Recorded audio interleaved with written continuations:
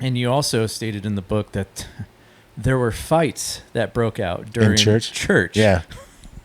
Yeah, man. It wasn't your, it wasn't your normal church, man. It wasn't the church that, I'm going to today. That's for sure. But it was a church. It's probably exciting in different ways now. Yeah.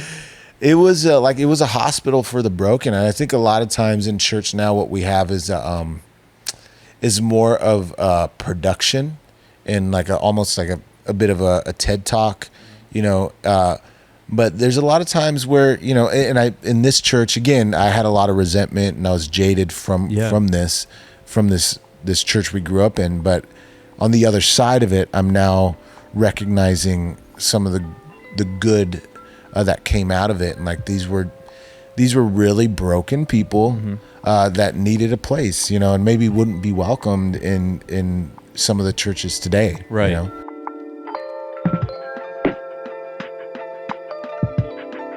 Good to see you as well, man. Thank you for, sorry if I smell. I've been working in the yard.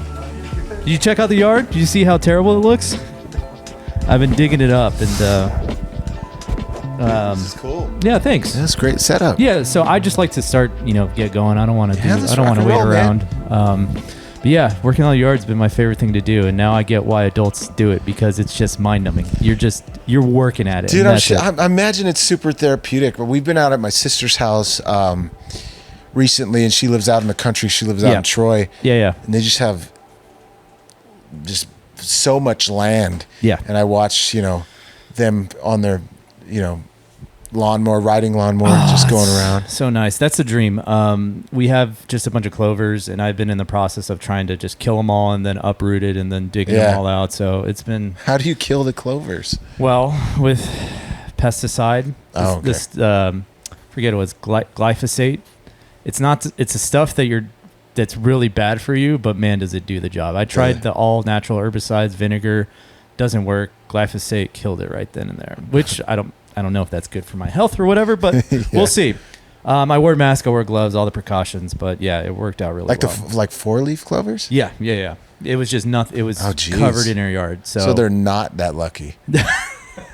They're not that lucky. No. They're just a pain. They're just a pain. They're a nuisance. And it's been part of what I do. I'm a full-time videographer, photographer, and there's a lot of thinking that goes involved. What's the color of this shot supposed to look like? Okay, is it representative what the artist is feeling? Blah, blah, blah, blah, blah. Sure. And just being able to go out and hoe out the yard is just it's so nice. But yeah, man, I can imagine super therapeutic. It is. I wish I could get back into it. I just can't find the time with a 6-month-old. I know. Yeah, I read about it in a book that you gave me. Yeah. But yeah, we have someone, do our lawn. But I used to love it. I used to get out there, sweat, and you're with your thoughts, listening to some music, maybe. Yeah, it's cool. Yeah, I was listening to your album, so we'll definitely get into that. But feel free to got you a sparkling water if you're interested in that. Yeah. Are you sponsored by them? I wish HEB would be the biggest sponsor. Come on, HEB. Sponsor my boy. So we first found our connection through Eli. How do you know Eli? Man, that is my brother, dude. So we met from another mother. Yeah, we met during 2020. Actually, him and I wrote a song with our buddy, mutual friend John Dees. Oh yeah, Dees on keys. Mm-hmm. And we wrote this cool song during the pandemic, and John and I, and then he put on this show, and we were all going to perform these songs together. And Eli was on the gig. Okay. And so that was the first. Who hired him? You or John? Okay. Yeah. And I was just there. He hired to sing one of the songs. Yeah. And yeah, he was the bass player that night. We had Muling on guitar, and then D Watts, my Daniel Watson, my other brother, man. He was on drums then. So it was the first time I met all of those guys. But we kind of connected then, but what really solidified our relationship was 2021. I started going to this church. Our mutual friend Mike Davila invited me to. Is this in Cedar Park? No, this one was in downtown on 2nd Street. We all eventually moved to the one in Cedar Park. But that's when I really, like, me and Eli really started talking and getting to know each other, musically, of course, but then on a personal level. And then same with Daniel Watson. He came a little while after that, and they've just been my best friends, man. Like, not only musically, which musically is obviously very important, but I think what's even more important is the relationship we have off the stage, which I think really shows on the stage as well, because of the camaraderie of all of us as friends first, and then getting on the stage and playing this music, and them so graciously bringing their extreme talent to my songs, and to even give a crap about my songs, makes me feel really great, because they care a lot about it. But yeah, that's how we met, man. We met at a little church, and then we've just been friends ever since. Yeah. I met Eli last year for this musical festival Andrea McGee was putting on, She Rises. Oh, She Rises, yeah. In Mexico, right? New Mexico. Yep. And so we had a fun little road trip and got to talking to them, and I don't know, they're just so, it was him and Dave in the same car, and Dave Scher? Yeah, hearing them banter, and it's to your point, it's really amazing the musical connection that they have with each other, because it's present in their friendship as well. Sure, yeah. And that's why I'm like, oh, that's why they're so good together. It's because they actually like each other. Yeah, yeah. And it's a very important thing too. I mean, I don't think we realize how important it is. I mean, for people who are extremely gifted and talented, it's easy to get on stage and play whatever, because you have that ability to. But there's just something else to actually being friendly with the person. That brings a whole nother level to the experience for each other, and also for the audience as well.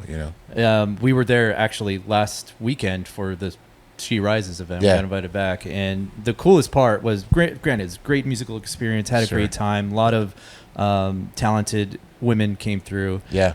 But just the after hours hang with him and Eli back at the house, just hearing them banter, I'm like, man, this is great. I wasn't involved in the conversation, but they were talking to me like I was part of it, and they made me feel included.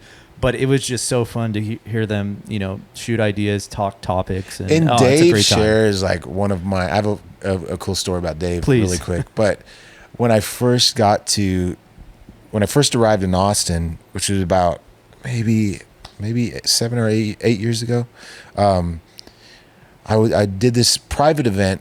And someone hired a bunch of musicians to do this event that was paired with wine. So there was like, you had light, white wine, and they'd have like this acoustic singer-songwriter set. And then on the second floor, it was the Gatsby on 6. So it was it's closed down now. Yeah. I'm trying.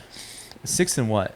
San Jacinto? No. It's right off the freeway. It's right off 35. Okay. But we did this event, and it was like me. I did an acoustic thing, paired with like white wine or whatever, and then it was Dave on the second floor, and it was his trio, and then it was Beetroot Revival with Andrea McGee and Ben. Like, they were doing their thing on the third level, and it was all paired around this wine thing. But I remember our mutual friend Mike. He's a sound engineer, and he was like, "You gotta meet Dave." Like, Mike Ingber? No. Peanut, I think. All right, I don't know his last name. I know one Mike. And I don't know if I'm pronouncing that right either. But he was like, "You gotta meet Dave, dude. Like, you gotta come up and see Dave." And so I was like, "All right, cool." And so I go up there, and like immediately, like he has this like little Blues Junior amp that he modified, and he has it turned to the wall because he cranks it. And he just goes into the first song, and I was like, I've never met a local artist that I started fangirling over quickly. And that was like for me with Dave. And then come to find out, when I was living in California, I was recording, and a friend of mine named Wes Switzer was like, yeah, I just recorded my friends from Berkeley, Cole DeGenova and And there's this guy, and this was like years before I came here. He's like, and there was this dude he had on guitar that had this little Blues Junior amp. Turn it around, his name's Dave Scherer. He's amazing. And then here I am in Austin meeting Dave. Yeah. And then we became like really great friends after that as well, man. And he's the funniest dude and just one of the best. I hate to even just say, like, because he's one of the best guitar players in the world, but I hate to even just label him as that, just a guitar player, because he's a fantastic songwriter, great singer, great drummer, great keys player. Like, you know? No, I'd never seen him play keys until this weekend, and I'm like, bass player. What instrument can you not play? Yeah, I hate that you're so good. It pisses me off. You pick up a kazoo and you could probably play the shit of it too. Probably just be like a virtuoso on a kazoo. But yeah, he's funny. I have really quickly, I have a funny story that we were in the studio and he let us graciously borrow his Marshall amps, and we were recording this song called Peace of Mind, me and Eli and Daniel, and he came in and like we're recording and we're all just hanging out having a good time, and typical like Dave's humor, I was like, dude, why don't you stay and like kick it with us, and he's like, man, I would love to stay, but I don't want to. Like walked out of the room. And anyone else, you'd be like, oh man, what a jerk. But if you know Dave, you know, yes, he's that dry sense and dark sense of humor that I love. Oh, it's so punchy, and he knows how to lay it in. Yeah, I love that guy, man. Speaking of California, from Long Beach, California. Yeah. The LBC. Oh yeah. And you mentioned it in your book, but I'm from Riverside, California. Oh, Riverside? Yep. I eventually moved toward that area. Yeah, Paris. Inland Empire. Yeah. We were part of the 909 area code before it switched over. 951. Yeah. Now it's 951. But what did you like growing up in Paris? How did you like? I can't even get the words out. How do you like growing up in Paris? I think that's a phrase. Sure, man. And or question. Let me try to answer that, because I wasn't the biggest fan, but I'm thankful of it. Mm-hmm. I mean, I'm thankful of the lessons it taught me. Yeah. But for me as a creative and like who I am, and like I just did not fit. I almost felt like I was a big fish in a small pond type of thing. I know there's a lake out there, right? In Paris. There is a lake, yeah. I know. I didn't want to swim in it. Right. I remember my dad telling me he would go fish out there. I'm like, is that a lake that you want to go? Yeah. Do you want to fish out there, really? No, but I mean, it was. I can now, as an adult, and going through a lot of the things I went through, be on the other side of it, and I'm able to be thankful for the lessons it taught me growing up there, and some of the places, that we went, and the things I went through in that specific location, that I could look back to now and be like, it shaped me. It shaped who I am today, but definitely would never live there again. Yeah.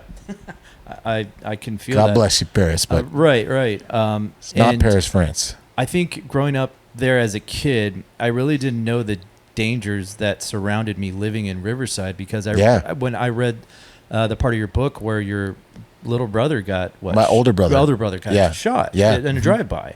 I thought of my I can't remember anyone else's name, but my classmate Michael Roa, we were in 3rd grade, and we heard about, as kids, like his little brother getting shot in a drive-by. Yeah. And for whatever reason, it didn't phase us. But now I look back at it now, and I'm like, oh my God, Michael Rowe went through that as a I think like a 9-year-old. Yeah, it's kind of strange. Like when you grow up in environments that I guess you, as a child, like you shouldn't be in, but you don't know any different, right? Yeah. Like the gang activity was so, and there's something that wasn't in the book either. Is my brother's, one of his best friends, his name is Steve. He unfortunately didn't make it out. Yeah. He was killed, but same thing, drive by.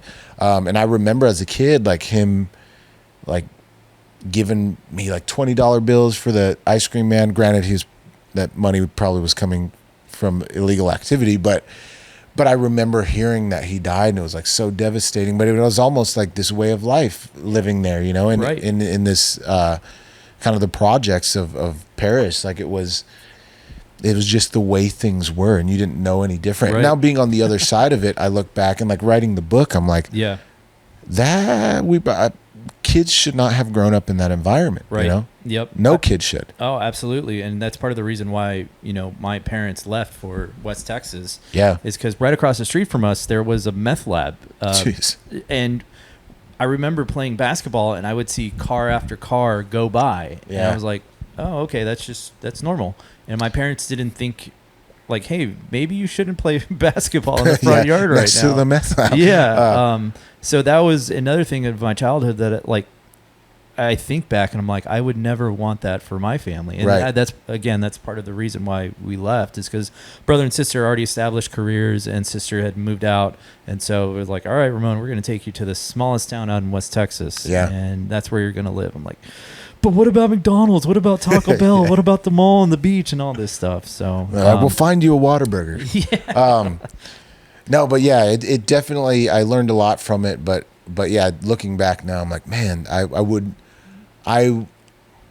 never raise and again, my parents, like, they did what they could, mm-hmm. Right.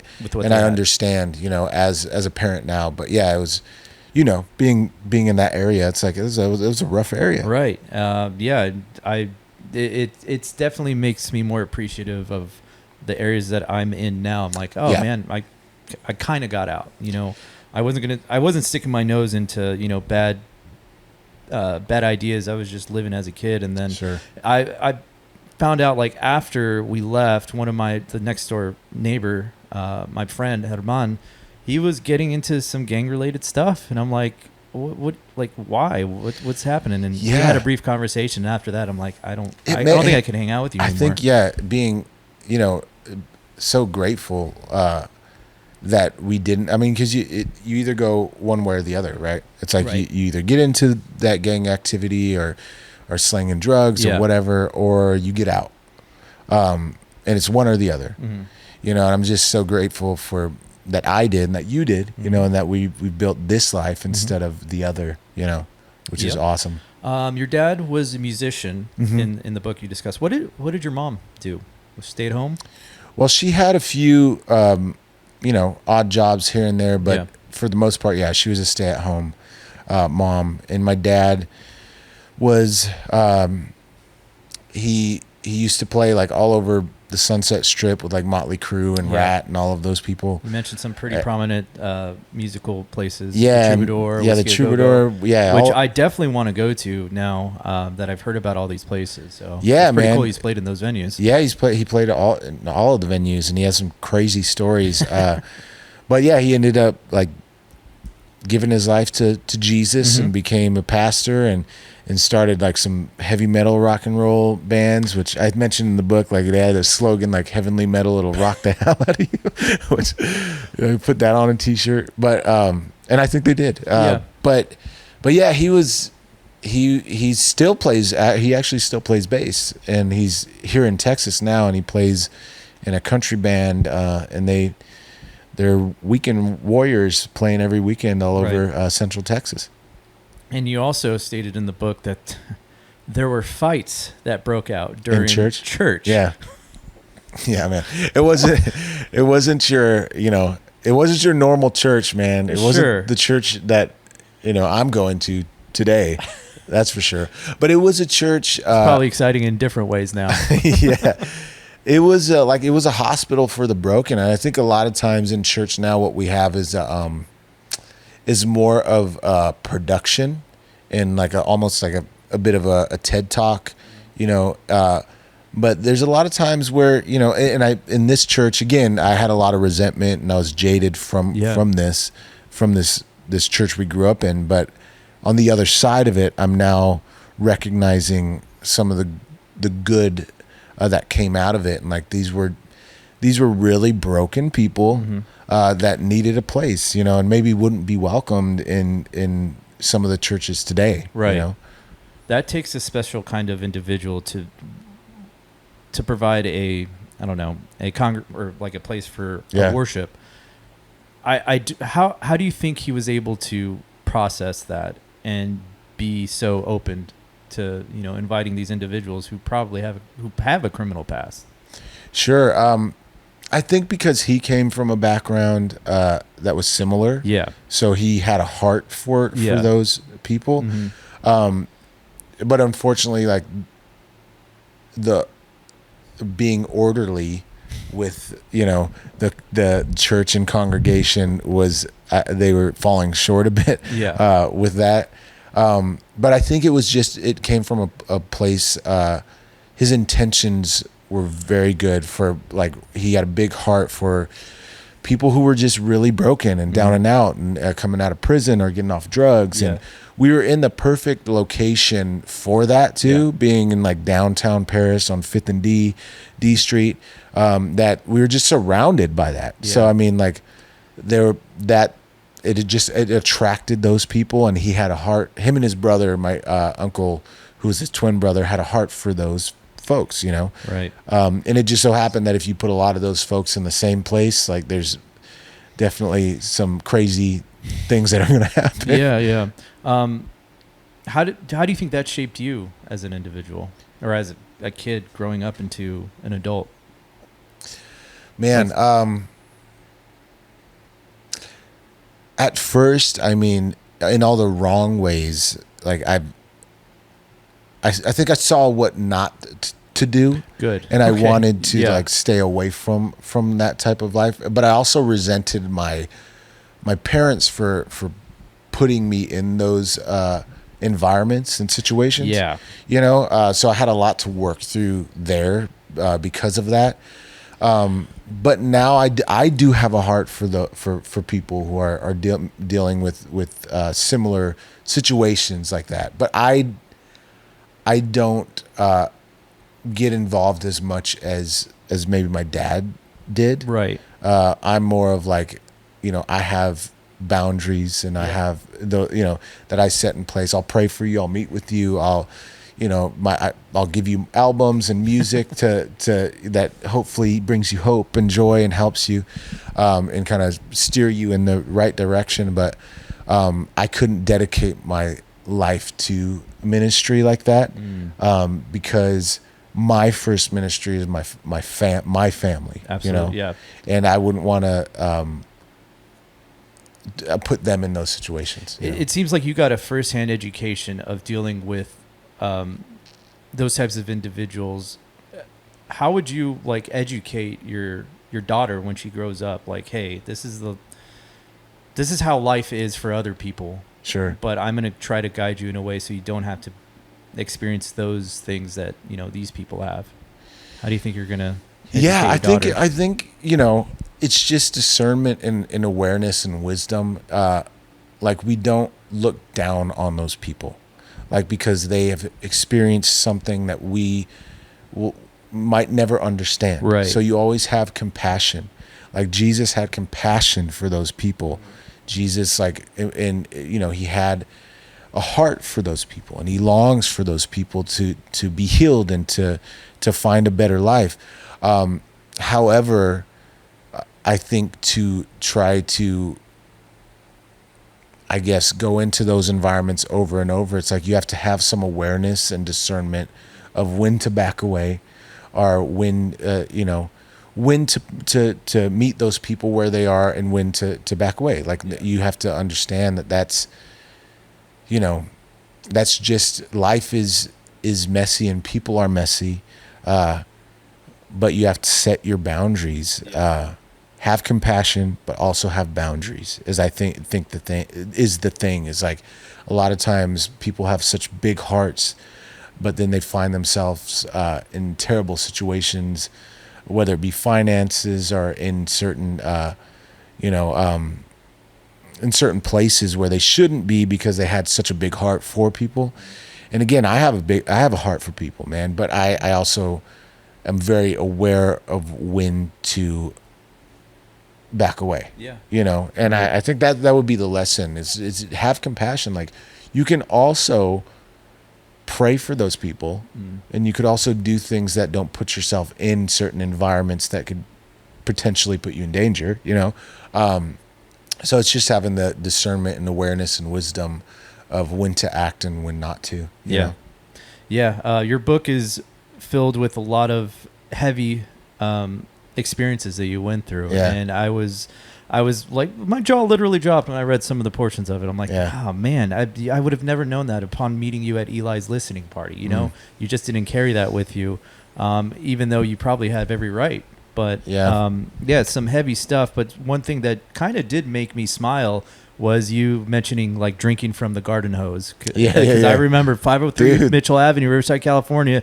Anytime I was thirsty from playing outside, I'd go to the water hose, La Manguera, and just start drinking water. So, dude, weren't those the times though? Like you're like the street lights would come on. And you're like, oh man, I got to go home, and you just ride your bike and you'd hang out with your friends, and you get thirsty, and there was a water hose, dude. Right. Like, it was just easier times. I always like reminisce on those times too. Like, now we live this almost fictitious life of like we see the world. I read there was a quote where it says we look down on the moth for mistaking a lamp for the moon, but we mistake a screen for the world. And I'm like, don't we do that now? And like when we lived in those days drinking out of water hose, like we were just like, we were present. We were in the moment. Like we didn't have a screen to be like, oh man, you see this person's doing that thing. And like, and it's not the real world, man. Like, and I think that's the thing we need to understand. And that's the thing I finally I had this moment where I grasped hold of that, reality of like, social media is not real world, because we put a lot of our accomplishments and these big moments up there, but a lot of people don't put the real life moments of like what we're all going through, That's why I loved, like, you posted something about like you working on your yard or whatever, like we were just talking about, and like I'm like, that's like real life though. Like everyone's doing that, and everyone's having bad times, and everyone is facing these moments of jealousy or whatever, or envy of others, and like if I'm being honest, I just hate social media. But I think we all do, and I know, but it's this double-edged sword, because this, like, we as entrepreneurs, like, we have to have it. We right? do. Yeah. I have a love-hate relationship just like everyone else. But the thing that I do appreciate is, like, I do like it when I see my friends posting the family trips. I do like seeing, just the interactions that they're having with their kids, because I don't get to see that on a daily basis. And the thing that I'm seeing when they're posting about their families is that raising a kid is tough. Yeah. Like there is no, my education did not consist of like, hey, these are the things you're going to have to worry about when you're a father. Like income, like the college tuition, changing diapers when you first have a newborn, like changing it 12 times, 13 times a day, as you're aware of. I'm getting all this information through the conversations that I'm having when we're, having a beer, when we're getting together, and I'm listening to their struggles. I'm like, man, I would have much learned about how to be a good father and then learning about how to write cursive. I think there was a big miss in our education system about that, to the point where I'm like, now I'm hearing all these horror stories. I'm like, should me and my wife have a kid? Because it sounds really tough. So what has being a father been like? And also talk about how you came to be a father, because that's pretty important too. Dude, yeah, I'll just say it's been the most tiring and beautiful thing I've ever experienced in my whole entire life. Across the board, every father has told me that. They do, and I think one of my things too, man, is like a friend of mine told me this, and because I think we use the language like it's hard, but he put this into perspective for me, which again, granted, it is like it's there are these, like, you're tired, and you're you want to do the best for them, you and it's almost this push and pull too, where you're like, I have to provide, I have to do these things, but I also want to be present, and I don't want to be, like the generations before me. I want to be there, I want to provide with my presence as well, but my friend told me this thing, he said, yes, parenting is hard when you approach it from a selfish vantage point. But if you approach it from a selfless point of view and approach, it makes it easier. And he explained, because it's hard when your baby's fussing and you got to change diapers, you got to do all these things, and you're like, man, I got a meeting, or I have to answer this email, and I got this phone call, and I got to do a podcast, and I got to, and like, then you're like, yeah, it's hard, because like you're making this hard. Yep. But then if you're like, no, I have to provide and protect and be here for this kid. Some of those things can wait. Most of those things can wait. And, and you stop thinking about those things being the priority over your child, then you're like, oh, I have to approach this from a selfless posture, as opposed, the selfishness. Because it's easy to be like, dude, I have so much going on, and you're crying, and why aren't you going to sleep? I have to, finish this video, or, why aren't you going to sleep? I have to record this song to send to a demo, right. And it's like, instead of doing that, be like, I'll get to that later, but I'm going to experience this beautiful moment with my child that is not going to be here, for too long. Yeah. Like, I'm going to look back eventually and be like, damn, I miss the moments where I was rocking her to sleep, So yeah, it's been tiring, but also very beautiful, and a huge lesson, of selflessness. Yeah. This, like, it's a huge lesson of that. But I'll tell you a little bit about how I became a father. I became a girl dad. Yeah. And what's her name? Eleanor? Eleanor, yeah. And so, my wife and I battled with infertility for years. And we actually, for a long time, didn't want to have kids. We were just career driven. We were like, that's what we're doing. I'm smiling because I'm in the same boat. Yeah. We were like, that's things are going good right now. Yeah. And we're like, man, I like going on vacations with you. I like working whenever I want to, But then, man, we started going to that little church on 2nd Street where I met Eli, and for some reason, man, like God just put upon our hearts to be parents, and it was out of nowhere, and we were just like, why do we want to be parents now? Like, why do we want to have a child? And so we stepped down into that path, and down that path, it just felt like a funeral every month, because we just were met with disappointment, a no every single month, and disappointment, right? Yeah. And it was just, it was so sad and so frustrating, because then we were turning to God, and we were like, okay, like, what kind of sick joke is this, man? Like, you place this upon our hearts, and then you're like, oh, just kidding, So we spent years of that, like, going through that every single month, and it was just weighing on us. And we got tests done. We had surgeries. Well, I didn't. My wife had surgery.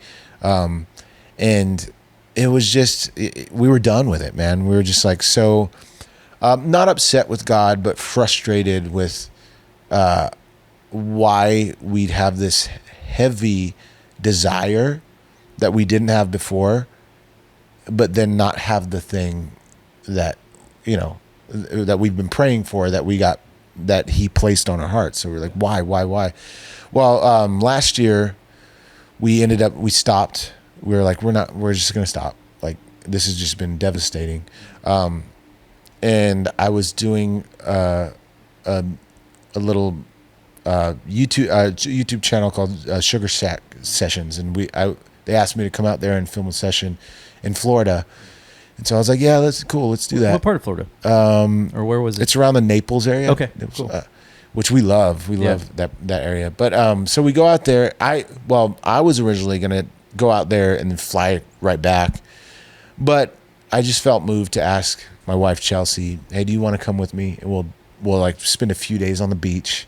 I'll do this session, and we'll just hang out on the beach and cry and talk and like pray and whatever, and eat some good food, and you just kind of get away from it all. Because I think it's important too to sometimes remove yourself from what you're going, or the area, or the place that you're in physically. Like, it's sometimes good to just remove yourself, go somewhere else for a minute, and just kind of recalibrate and refocus. But we went out there and we were sitting on the beach and we're writing what we'd hoped to be our kids' names in the sands, and we're in the sand, and we're crying, and we're asking God, like, give us clarity. Well, we fly back, and a couple weeks later I have this vivid dream of like me holding our baby in the hospital, and I'm crying, and I felt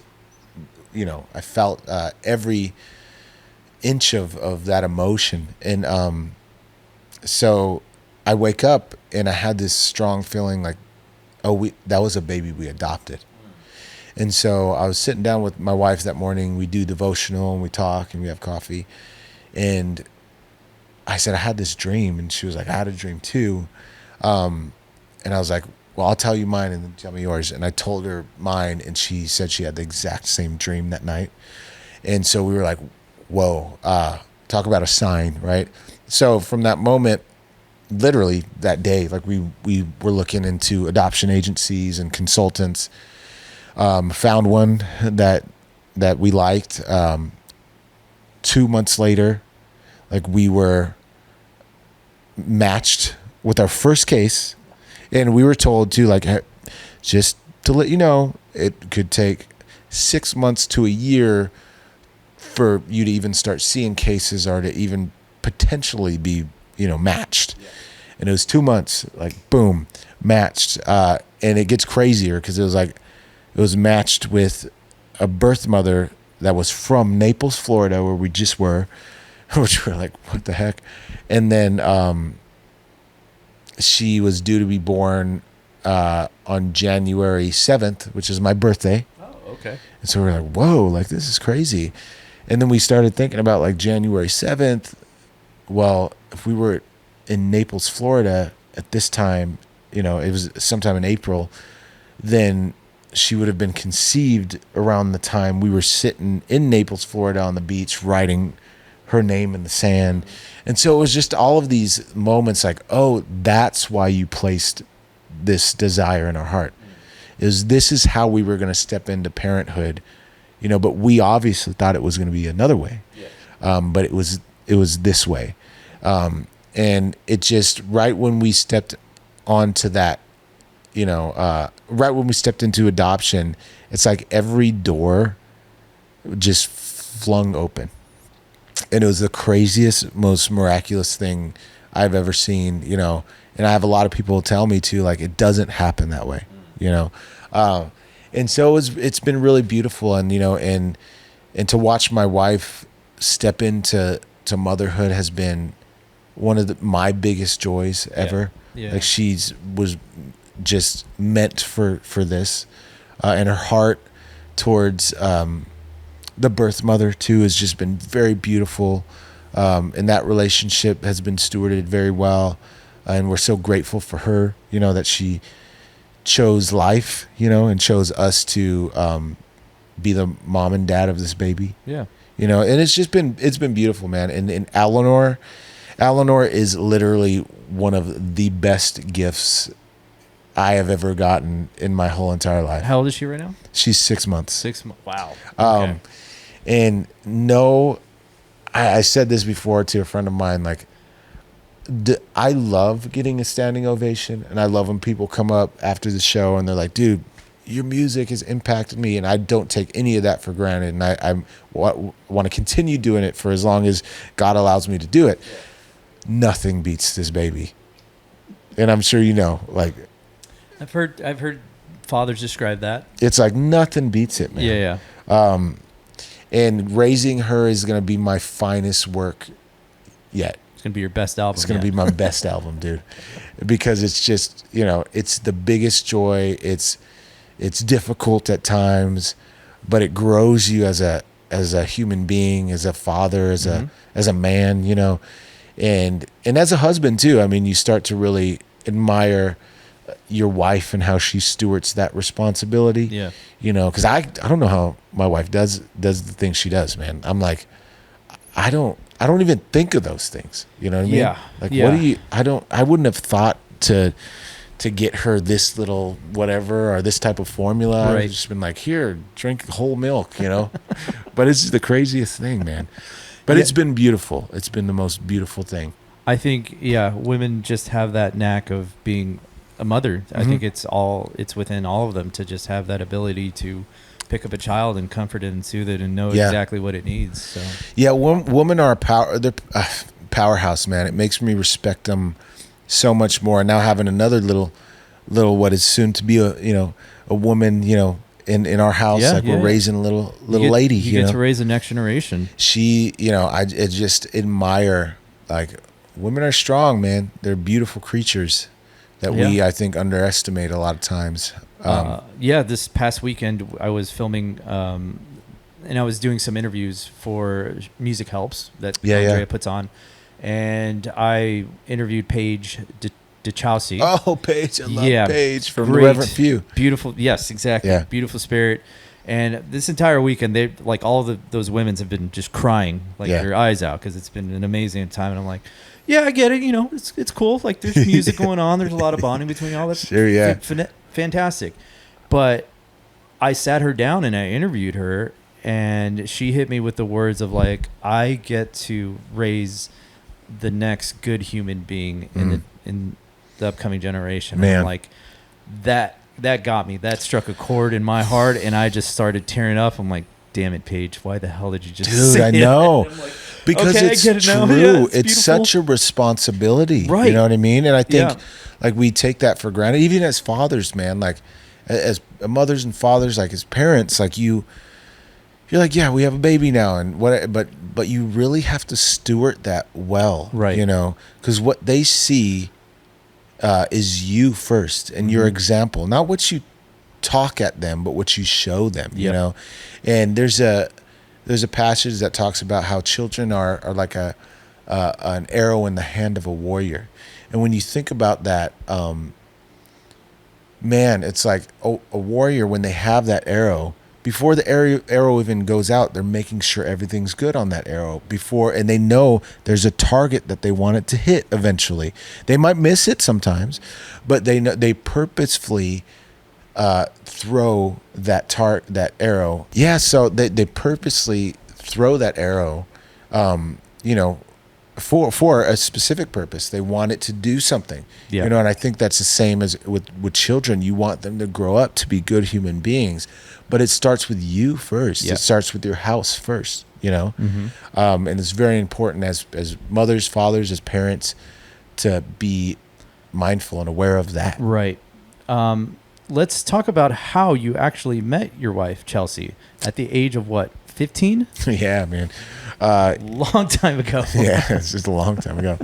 Her dad was the youth pastor at our church. My dad was a senior pastor, and she just fell in love with this crazy, long-haired metal kid that was playing drums on Sunday mornings.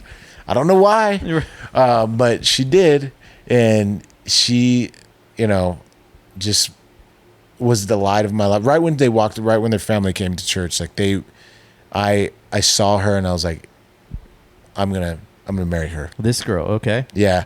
And she's always been that way, man. She's just a powerhouse and like a force to be reckoned with. She's a rock, and she's always kept my shit together, I would not be here if it weren't for her, man. Yeah. And I feel like God does that. He places, people in your life as these little, lamps and these guiding lights through the darkness to help you, And I think she's been exactly that in every situation. She's been just a rock, man. And we met in church, little kids, like, little teenagers, man. And right away, she's always been this, like, if you want to marry me, I know you love music. You better find a way to make money doing music. Yeah. And I was like, oh, okay, I can make money doing music. She's like, yeah, figure it out. So I had to, Right. And then she was the one that's like, yeah, we'll get credit cards and we'll just like buy Starbucks and pay them off so we can build our credit. Like she was that way at like 14 years old. Okay. So our credit is immaculate. Good. Yeah. Because of her, I would not have thought of that. I would have just had millions of guitars and have been in debt, you know. But she's always been that way, man. And she's always just been, she's always had her feet on the ground and my head has been in the clouds. Right. You were the creative and the dreamer, and she was like, okay, how are you going to make it happen? Yin and yang, dude. Like she's that, you know, she's the one that her feet's on the ground, my head's in the clouds, and we balance each other out. And then you guys decided to pick up and move to Texas. Yeah. What year was that? You remember? I don't remember the exact year. It was before 2020. It was before 2020. But it's been, I think, about 11 years now. Okay. We've been here in Texas. And yeah, we moved it. We just wanted to change, man. We grew up, our family started their life there, and we wanted to start our own life. Okay. You know, and also we kind of wanted to get away from the church, to be honest. We had church hurt. We didn't want anything to do with how we grew up. And so we were like, we're getting out of here. And Texas was familiar because I have a lot of family in Texas. Right. And it was just a familiar place. And I've always wanted to move to Texas. Like me and my sisters, like we'd come out here every year. Yeah. And we just have these amazing times on the back roads and just having a good time. And so I was like, I've always told myself one day I'd move here. Yeah. So that it was just the obvious place. We were like, we're moving to Texas. Did you guys take I-10 out here? Yeah. Okay. Yeah. Yeah. When we moved to Texas, we would go every summer. We'd go back and visit, you know, our family, brother and sister. And I always loved driving through Arizona. I love driving through Bakersfield, especially Bakersfield, because shout out corn. I'm sorry. No, is it Bakersfield or Blythe? No, I'm sorry, Blythe. Okay. Blythe. Going through Blythe and then into Palm Springs, we see the wind turbines, and I'm like, okay, we're getting closer to home. So yeah, that drive along I-10, I haven't done it in 10, 15 years. Yeah, me either. But, it's something on my bucket list to do because I just love that drive, and so I love the drive too, man. And Arizona is always so hot. It is. Oh my god! Even it at night, reminds me dude. of I'm like, this is hell on earth. How is it like 100 something? How can you burn your feet at midnight? Yeah. You know, on the concrete. I'm like, I step out at night. I'm like, oh, it's still hot outside. I guess you gotta go inside. How do people live out here? But yeah, I don't want to live there. But I did love driving through the scenery. The desert is just a special place, especially growing up in Alpine. Yeah. So I love that drive. But you get to Taylor? Is that where you live, Tyler? You moved to Tyler? No, we moved to Pflugerville. Oh, right. Never mind. No, we moved to Temple first. Temple, that's Temple. right. We moved to Temple first, and then ended up moving. I knew it started with a T. Yeah. What was your first impression? Loved it at first because we were wanting more of a slow life, but then I started getting, pulled towards Austin as a creative and playing a lot out here, and so the drive was just, it wasn't great for me, and also we were so used to the city that it was just almost a culture shock a bit. I bet. Yeah. Temple is like a very slow paced life, which now we actually long for. Like we've been back and forth up there visiting my family, and I'm like, I would actually I'd move here again, like being in the having a child and like being at the place I am in life, or the place we are in life now. Yeah. I'm like, I'd get a big piece of property and move here any day. Now, when you were playing music in California, have you developed a genre? Is there any particular style that you like playing, or were you just kind of like a hired gun? For a long time in California, I was more of a hired gun. I went to Musicians Institute for a couple years for GIT, which is Guitar Institute of Technology. I feel like I think that's where some of the musicians in Alpine, Texas wanted to go, and they spent some time over there. Was that beneficial to your career? Was it? I think. I mean, I didn't graduate. Okay. I ended up just jumping into sessions and doing a lot of that stuff in LA. But so did that save you money, I guess? Yeah. Okay, good. Yeah, of course. But yeah, man, that shaped me more than I'd like to admit, because I don't really like music colleges, if I'm being honest. But I remember this moment where I was in class and I just wanted to be a shredder. Like I loved metal. Mm-hmm. I loved all that stuff. So I went there to somehow think I was going to make a living playing metal music. Yeah. And I remember a teacher telling me very condescendingly, like he was like, you're never going to make music playing metal. Like you need to like find something else, like play something like pop or whatever, and that you could. You're never gonna make money. Yeah, never gonna make money. All right. You could make all the music you want. No, yeah, make money. No, you won't make money. And so he told me that, and he was like, just take some like blues elective classes or some pop or some writing or. And so I did, and I already had a background of loving all of that Motown stuff, like pop, some pop stuff. But when I say pop stuff, I mean like Prince and Michael Jackson and not the pop that we have today. I don't know what that is, but like, you know, I loved all those, like, man, Zeppelin, Jimi Hendrix and like Stevie Wonder, like all this great music, the Allman Brothers. And so I was influenced by that, but I really loved metal music because I was in my adolescence. I just wanted to play fast music, you know? Yeah, I never got metal music growing up as a kid. I get it now as an adult because there's things to be angry about. But as a kid, I was listening to 311, Korn, all these bands, and I'm like, oh, this is good music. It's fun. And Blink-182.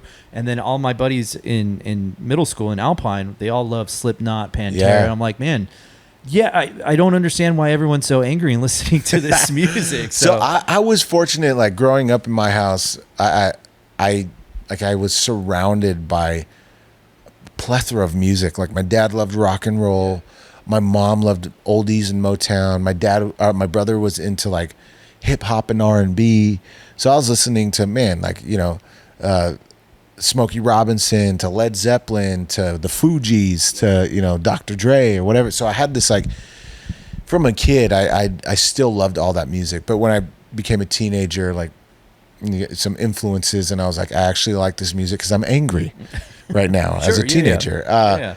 But so I learned a lot of that stuff on guitar and thought going into MI I was going to be able to make a living and realized, I probably should find another avenue musically, which was easy for me. It wasn't a cop out. It was easy because I already loved all of that type of music anyway.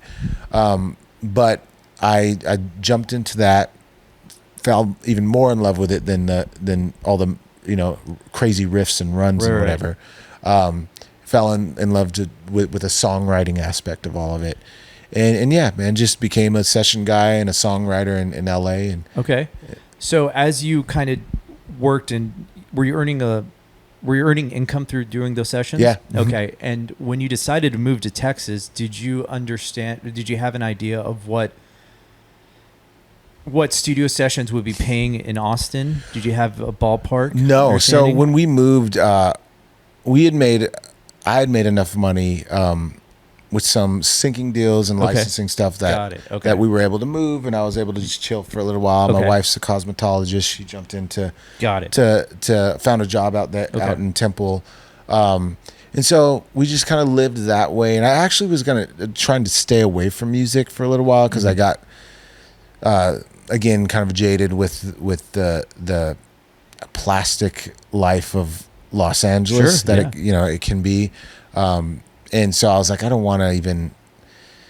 I find like in Austin, it's a lot of like, what can I do for you instead of what can you do for me, and I think it's the opposite in LA. It's like, what can you do for me, and so I was tired of that, and so moving here, I really didn't even think I was gonna find myself in Austin, but a lot of buddies of mine that were in Los Angeles were like, bro, you got to meet this guy, and and so I ended up jumping in the music scene, played bass for a little while, toured all around Texas with a country artist, Texas country artist, then found my way to Austin, and was so floored by the community and and again how they were like, I want for you, not from you. Loved that, and so it was just a different vibe that I fell in love with, and I was able to be free as like a creative and a songwriter within it, and be supported by the community and also my peers, which was a shocker. That's I had an interview with another guitarist, Greg Warrens, and he's coming from Seattle, and he was like, over there it's kind of like more competitive, whereas here it's like I can play with anybody. You know, there's no competition really. And I'm like, okay, so that's kind of makes sense that you would say the same thing, because I feel like it is very welcoming and inviting if you have that same mentality of what can I do for you instead of what you can do for me. Yeah, man. Yeah, exactly. I mean, remember if you think about the old days of like, what was the canyon in Los Angeles where Runyon Canyon? I don't know what it was called, but all the people, all the artists there, like Neil Young was there, Crosby, Still Nash, Joni Mitchell, Jackson Brown, and they all just were like riding with each other, hanging out with each other, going on tour with each other. If one was having more success than the other, it'd be like, dude, open up for me, you know. And when it was that type of vibe, man, it's lost, especially in the Los Angeles scene. It's like it's not there. Okay. Here I feel like we still hold on to that in Austin. Like we still have, like, hey man, like I want to help you out. I want to write with you. I want to, like, you know what I mean? And I love that about our city. And also our city still has like our city. I don't know of any other city that does this, but we have like Ham with health and like Sims for mental health. We have a Sonic Guild. Like we have all these organizations that want to get behind the music community and be there for them. And so it's a very unique place, man. And I pray that we hold on to that type of posture for as long as we possibly can. Yeah. You know? I would like to think that, but I encountered something last night when I went to film a show at a specific venue. They were wanting $100 for me to tap into their soundboard. Oh, Lord. And I'm like, I was shocked because I've never encountered that in my career here in filming, you know, these bands. Never at the Saxon, never Continental, Sea Boys, all great places. Austin Garden Studio, like all these established, Antones even, who I think is owned by Live Nation. Like I've gotten plenty of XLR lines out of that soundboard without having to pay anything. And so last night I was confronted with that issue, and I'm like, I was beside myself. I'm like, that's not part of Dude, that sucks. It does. And I understand, like, hey, paying for the services of the sound engineer, but I was just so shooketh, and I was like... But come on, the sound engineer is getting paid either way. You know I would hope that he's getting compensated for his services. I would hope so, too, and I am sure he was, but... And I try to present, hey, man, like, I'm filming for this local band. I'm not filming for the headliner. Yeah. And even that was just, they didn't want to hear it. So, but I think you always find, like, again, going back to like church, you'll always find those people. Church. You always find those people, right? Like there's a passage that says the wheat grow up with the tares, which means in farming, in which Jesus was talking to farmers at this time, so he's trying to put it into layman's terms so they would understand. And he's like, the wheat will grow up with the tares, meaning the wheat that you pluck and you get food from there's going to be weeds in there too. Yeah. But the difference between the two is when you see wheat eventually like basically humbles itself and like bows and like you know, it kind of does this thing, and the tares will stand straight up with arrogance and pride. And so you're like, oh, well, that's not wheat. And so you find that in churches too, which a lot of people get burnt on church, right? And they're like, man, I met this person, and it's like, not everybody's like that though. Yeah. And I think it's the same with the scene. Our scene is like, you're going to find them. People are messy, man. Like you're going to find that one individual that's just like, oh man. Well, according to everybody that I talked to, and I was being a little weed in this situation because I was just so perturbed. They said it was like company policy, and I'm like, okay, well, can you provide a written company policy to me that shows it? And they couldn't provide me an answer, so I'm like, okay, that's fine. It was a verbal policy that I should have given, and I did. I compensated. Honestly, but I've never heard of that. I've never heard of it either. until I did last night. And so I was just like, I was in my emotions. I'm like trying to hold my shit together. I reached out to like a studio engineer at Studio 601. I reached out to another prominent, Zach Morgan, if you're familiar with him. Zach, I reached out to him, and he was like, oh yeah, next time just tell the band to get a mono mix and you can just tap into that, like avoiding the whole situation. I'm like, okay, that's good to know. So I just learned it as a learned lesson. Sure. And like, you know, it is what it is. But that was the first time that I encountered something within the music scene here in Austin that wasn't accommodating to the vibe of the community. Sure. Yeah, and you met like all the things all the staples of Austin that you mentioned. Right. Like these are historic places that they're like, yeah, sure. Right. And then I asked them like, so is this place owned by AEG or Live Nation? They go, no, it's privately owned. I'm like, okay, all right. Well, it's just, and I talked to my wife last night briefly about it, but she's a wound care nurse. And so she has to deal with situations that don't even compare to what I dealt with. So that kind of like brought me down to earth a little bit. Sure, it's like, okay, Ramon, you're amped up, but it's not that big of a deal. Don't worry about it. You know, life goes on and no one will die. And so that's why I love my wife. Dude, that's like, I can commiserate with her, but then I'm like, as I'm regurgitating my feelings out to her, I'm like, oh yeah, you just watched someone die today. So therefore, like, dang, man. Doesn't even matter. So at this point, I'm over it. But yeah, like I said, last night was the first problem that has arisen in the community of Austin, or in the music scene that I've dealt with. Are you familiar with the Nashville scene?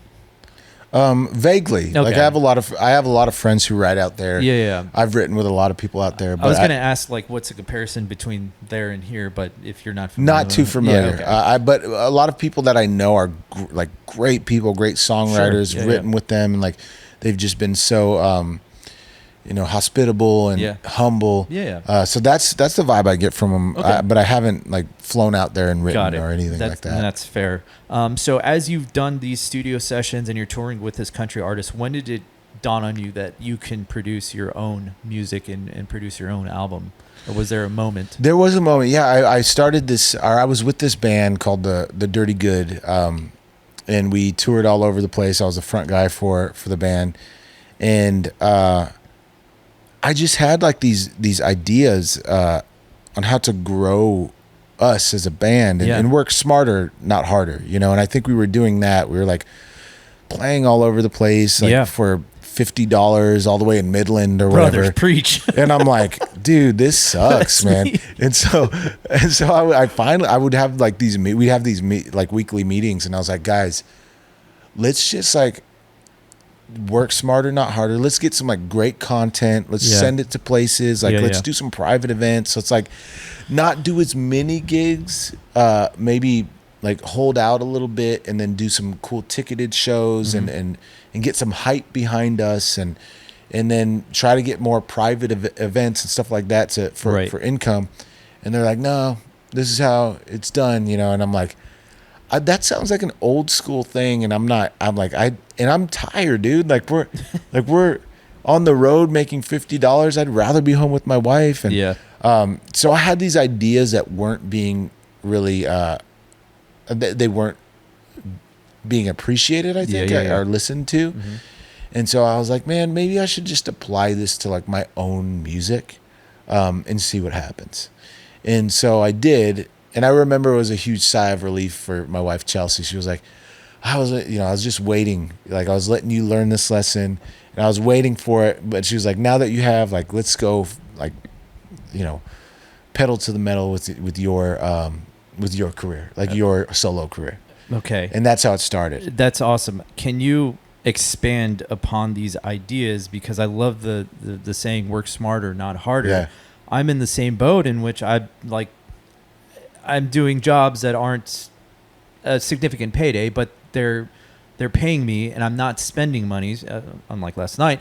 But that's neither here nor there. We're over that. We're not going to talk about it anymore. I'm over it. I have no feelings about it anymore.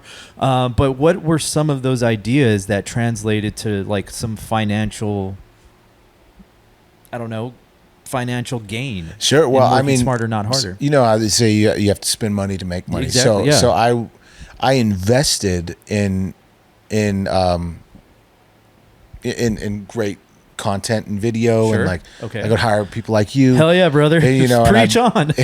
And I would do that because I knew like sending that to certain companies that hire bands for private events, like they want to see like good video with great audio, and so I would start investing in that stuff and then sending that out to people, and and I'd see responses. Like I'd get responses from that because they're like, oh, this person actually takes himself seriously. Like he's willing to have someone record these amazing videos for him.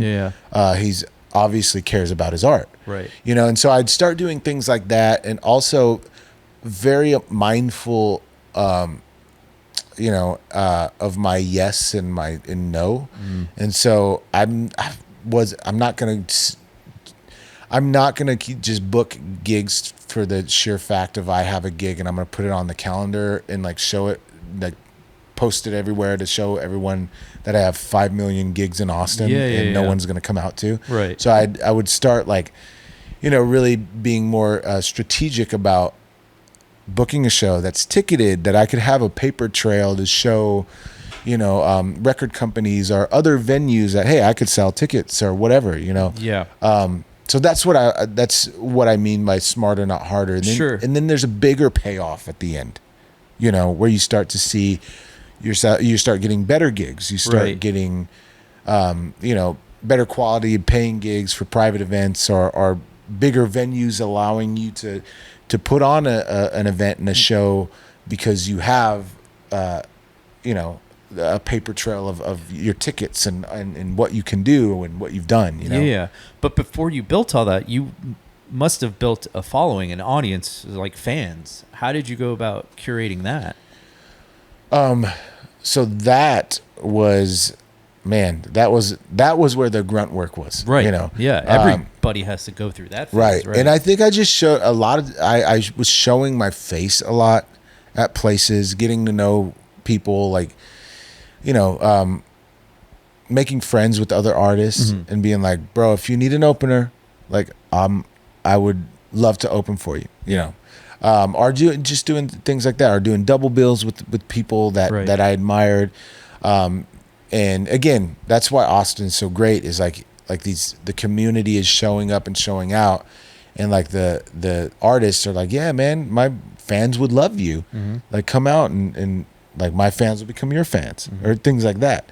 And then of course it was playing some of the other things that I didn't want to play, but I wasn't going to go all the way to Midland. I was just going to stay here in Austin and do it. And so I just started hitting the ground running with a lot of those shows, you know, here in the Austin area, just trying to, you know, appeal and make fans, out of these music lovers, these live music lovers, you know. And of course you have to have your stage legs, and you have to have a good show, and you have to have great songs. Like, you can't just get up there and do it, you know. And I think I spent a good year and a half of finding who I am as like an artist, 2 years maybe of like, who is Joe James as a solo artist?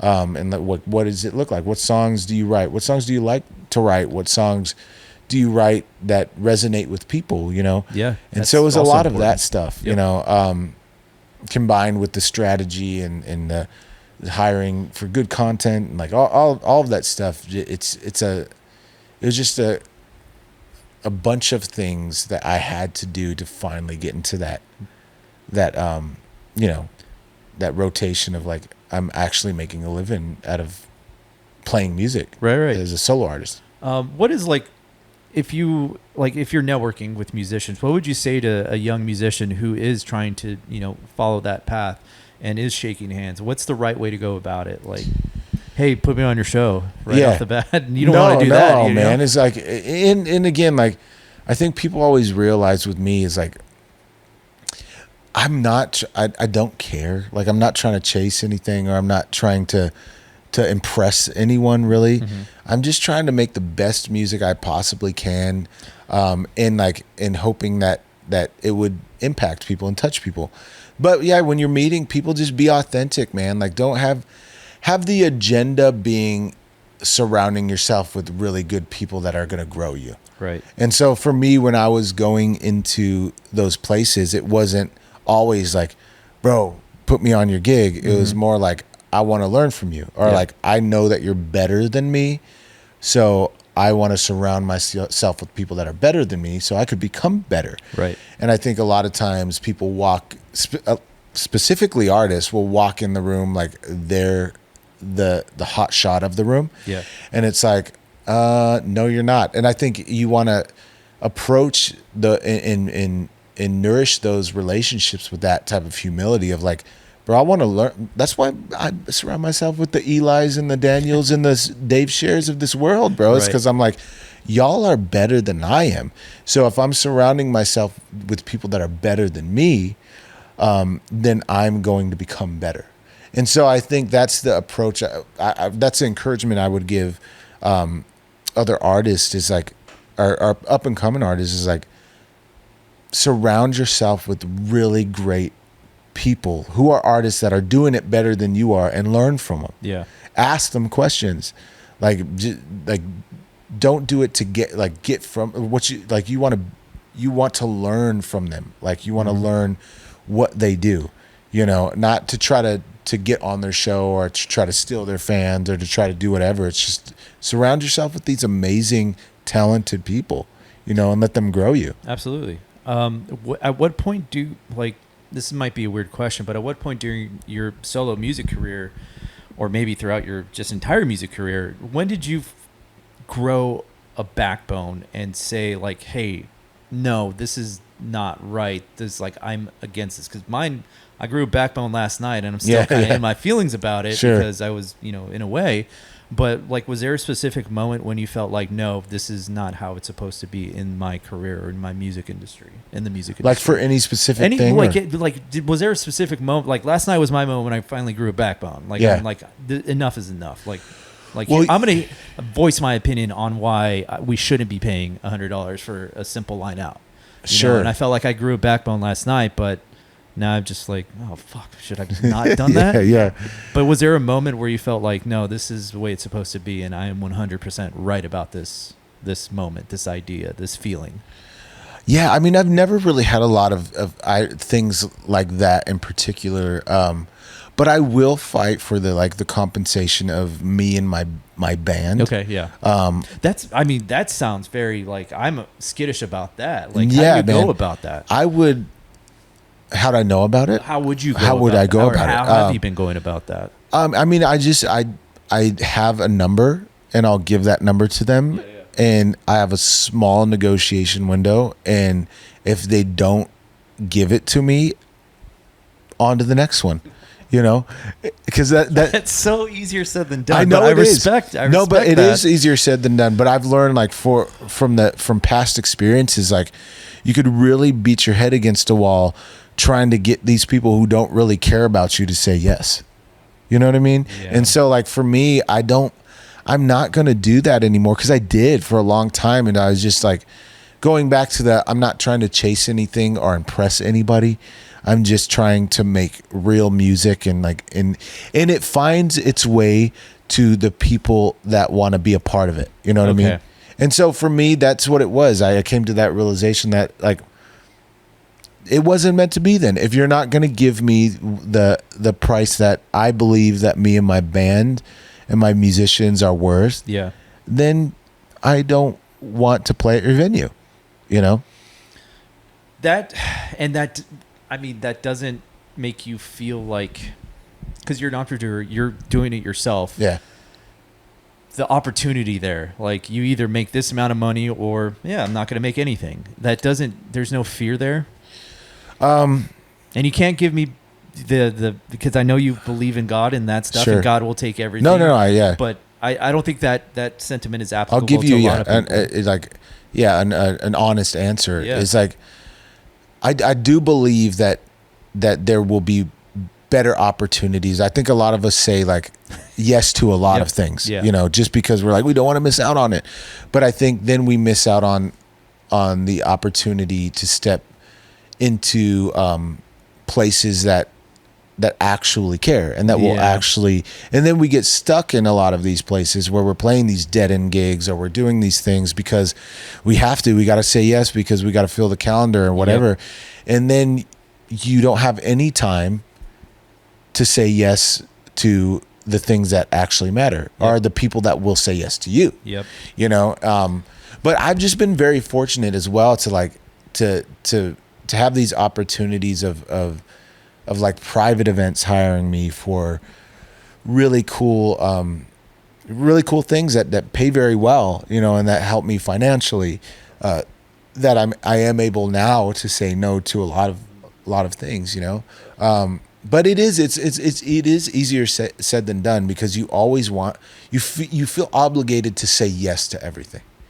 And I think that can be an okay thing, but it also can harm you for the opportunity that is in that door that is waiting for you to step through it. Yeah. Because you could just be beating your head against this one wall because they knocked you down to, you know, a certain amount and you're like, well, I got to make the money. Yeah. You know, and then, you know, you miss out on other opportunities. Yeah, that's kind of went through that like a couple of weeks ago where I just wasn't happy with the jobs I was taking. And so like moving forward, I was like, okay, if I don't feel great about the job, I'm going to charge a premium price. Mm-hmm. And if they go with that price, then great. If they don't, then best of luck. And then I just had it in my head, and I've been hearing stories. You got to manifest things. You got to think about the number that you want. Sure. You got to manifest all these concepts, and then those things will start coming true. And then I got an inquiry, and I gave them my price, and I'm like, no, I can't go lower than this because it is what it is. And they said yes, and I'm like, oh shit, they said yes. I'm like, it worked. And then after that, like Eli hit me up, hey, I want you to come to the studio, and that meant the world to me, you know. Given his talent and his musicianship, that guy wants me in the same room that he's going to be producing his creative art.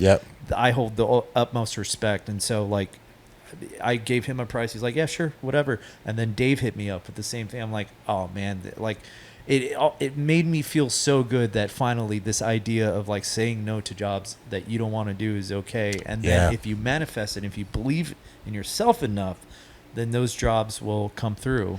And I believe that too, man. Right. And they have. I've been, you know, a prime example of that. Like for sure, like saying no is okay. You know, and those will come. Like those jobs will come. And again, like there are some where like you have your friends that maybe your musicians friends that maybe can't pay you the price that you ask for. Right. But then you could do those gigs. But then like the other ones you give them your price that 100%. You're worth. You know? Like the musicians that I continue to work with now, it's like, yeah, whatever. We'll work it out in the end. Right, it's not a big deal because I know that like on the back end when I'm editing, it won't be a big hassle. Whereas some of the other low paying clients, like it's a big ordeal and we go back and forth on the edits and they're being nitpicky about this and that. I'm like, God, why did I even take this job? And you want to put all of those things into consideration too. Is like a thing with our friends that we're talking about, like those are gratifying and they're inspiring. 100%. So like when you're editing those, you're like, I'm having a great time. Yep. You know, maybe it didn't pay as much as another thing paid, but this is great. Right. But then you have those other things that are going to be nitpicky, and it's like for some corporation and company that you really don't care about, right. And you're like, I'm going to spend a lot of time doing this. It better be worth my time.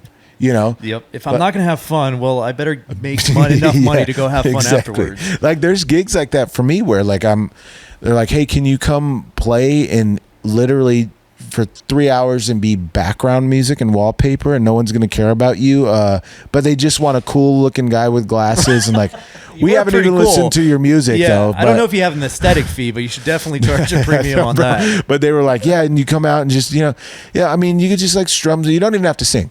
And I'm like, what do you want me there for? And so those things, I'm like, that is so uninspiring. Here's my price. You know. Right. And a lot of times, I mean, like some people try to negotiate, or I'll do a thing, and it's a little trick that I'm like, what's your budget? And dude, like, and then they go, well, what's your rate? And I'm like, well, tell me your budget and we'll work from there. And sometimes the budget is like crazy, and I'm like, oh, that'll work. Yeah, that's it. Yeah. That's actually what. Yeah, right. That's actually a little lower than what I charge, but it's not. Yeah. But I do that sometimes when I know I'm like working with bigger corporations or places that I really don't want to do the gig, Yeah. But then there are those other things. Like a friend of mine will be like, I'm putting on a festival, and the budget's not really great, but all your friends are going to be there, Yeah. and like, I love you, and like, I do anything for you. I'm like, Right. of course, I'm going to be there. How much does it pay? Oh, it pays this much, whatever. Like, I'll be there. If I have the date open, of course. Yep. But yeah, like you have those things. I always say too, this just came to mind, is I always tell like up and coming entrepreneurs and like artists that there's a huge difference between gigs and shows. So what I mean is like a gig, because a lot of times we get our heart broken by this, is we'll go and play gigs. And a gig is something that you go and you make money from. And like all your sole reason to make money is to make money. Yeah. That's it. Like that's all you're doing. Your wallpaper, your background music, no one cares. Like, remember that when you're there, because like a lot of times we get our heart broken because you end your song that you poured your heart and soul into writing, and no one claps or no one cares. No one even looks at you or goes, and so like know the difference. And then there's shows where you sell your tickets and all your friends and your family and your fans come out, and they clap and they have a good time and they give you standing ovations and they buy your merch. There's a difference between the two. Approach them that way. Like gigs, I'll go and play my heart out and I'll do my best, but I always remember that, hey, they're not here to see me. Yep. I'm like this cool little, jukebox in the corner. That's all I am. They don't know Joe James, and they don't care. Yeah. And I'm just here to make money and leave. But then you have your shows, and you're like, I'm gonna put everything into this. I'm expecting, and I'm giving so much to get from I'm giving to the crowd, and they're gonna give back to me. Yeah. And you expect that at your show.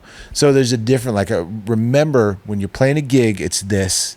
And we're playing a show, it's this. Yeah. Like it's two different things, but we get them mixed up sometimes. And then we get uninspired and we get depressed because it's like, man, I played that show at, I don't know, the Blind Pig on 6 and everyone was just partying and they didn't listen to me. Or, I played this restaurant and like no one clapped. It's like, yeah, you're at a restaurant. They're there to eat their food and they don't care about you. Oh, Dave had some wonderful one-liners for, some of those gigs that he's played. And it's like, damn, Dave, you're awesome. And it's hilarious. Same with Eli. He's like, yes. Because you think about you think about Dave and Eli, and I've been to play, me and Eli have been like, we've ended songs that sometimes when we do those gigs as like duos or trios, we have so much fun with each other, but we're not expecting from the crowd. And so you have to do that. And like, we'll be like, dang, and we'll do something that's so out of the box and that was so crazy and inspiring, and we inspired each other.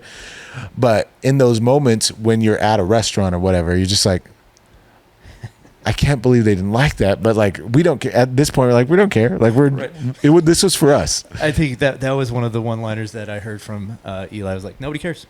Nobody cares. In his accent, I can't do it like him, but he's like, nobody cares. Nobody cares. Yeah, and like it's funny because like we'll do things. We solo a lot on those those longer gigs. Yeah, they pay a lot, but like nobody cares. Yeah, but we'll sit there and like Eli will do like some of the best like bass solos he's ever done. And I'm like, and I'm looking around at the crowd and I'm like, you guys, there's something wrong with you. I was going to say something that's maybe not PC, but I'm like, you guys are, you got to get your act together, because he just gave you some gold and you were just, flagging the waiter down for it because you didn't have enough chips or whatever. You're just Maximus. Are you not entertained? I know. It's like, what's wrong with you guys? All right, let's get into your album. All right, man. It's not out yet, right? No, it comes out September 18th. How long did it take for this culmination of songs to come together? It came together pretty fast. Really? So at the end of 2024, we played this show at the Paramount. Eli and the band, Daniel. And I was at this point in my career, man, where I was chasing too much. I was chasing approval. I was wanting all the likes. I was wanting all the follows, and I was wanting everything. And I just got so burnt out and just started realizing that a lot of that stuff can be, I don't know, like meaningless at the end of the day. And we played this show, man, and we like ended standing ovation, went to the merch booth, sold a bunch of merch at the Paramount. At the Paramount, the downtown location, right off. Yeah, and we were opening up for Mark Broussard. Dope show. Wait, how long ago was this? It was December of 2024. Okay. And I got off, and I was like, "Why am I not happy right now?" That's a very good question. I would ask that myself. You know, and I'm like, and I got in the car, and I was like, and I remember like texting Eli, and I'm like, "Dude, like, what the hell?" You know, and I'm going through something. And I think I was just I was so uninspired by the chase, you know, by chasing, you know, what people wanted and the approval of people and like, you know, and numbers and all of these things. And I was like, that's what I was chasing. And almost like the music became secondary and the creativity became secondary to the production and the numbers. And so I had to like reevaluate why I do this. Like, why am I playing music? And so I took like a month off of like playing music, and I stepped away, and I was like, why am I doing this? Why don't I have the love that I did when I was like playing in my room, learning, you know, a Zeppelin tune or whatever, and trying to figure out what the heck Jimmy Page was doing or whatever, you know? And I just came to that realization is because I've been chasing not creativity, but I've been on the hamster wheel of like trying to chase approval, you know? And I got into that rut. So anyway, I stopped playing music. Like I didn't pick up a guitar or anything. And I was just, I spent a lot of time in prayer and spent a lot of time in meditation of like, why am I doing this? And then I started to pick up the guitar and sit down at the piano and just play, not to write something that people are going to like, or not to write something that I think is going to be cool for a show, but just to write for the sake of like creativity of writing, because I feel this way right now. And so that album came from that place. So all of 2025, it was like 2 months. The first 2 months of 2025, I was just sitting in that place. And then March came around, and I was talking to Eli, and he was like, man, let's just write. Like, what are you inspired? What are you listening to? Like, what are you inspired by right now? Like, who cares what people think that Joe James sounds like or whatever? Like what do you want to write about? You know, I was like, I just want to write about real stuff, man. Like, I just want to write about real life. Like, I just want to write real music that I like, you know? And he was like, then write it. Like, just write some songs. And so I started writing songs, and like all of this stuff started coming out. And I was like, dude, check, like, this is what I wrote. And he's like, oh man, that kind of sounds like the Wood Brothers a little bit. And then we'd start listening to Wood Brothers. And then he was like, bro, I've been listening to Robert Plant and Alison Krauss. Like, you check that out. And that's actually where Sweet Something, the new song, came from. Yeah. And so we just started like writing this music that we were like, weren't trying to impress or chase anything, or we were just like in the moment of just writing to write, you know? And cause we were inspired by this song we heard, or like I was having a shit day, and I was like, I'm gonna write about it, you know? And like there was a song called Another Day, and I wrote it in Chicago. Me and Eli were in Chicago doing this event for Visit Austin, and he was in the hotel room above me. We didn't know this at the time, and I was below him, and I woke up and I was in kind of a bad mood. Like, woke up on the wrong side of the bed, as we do, and I was like, man, I can't bring yesterday into today. I gotta keep my soul like clean. Like, I got to wipe the slate.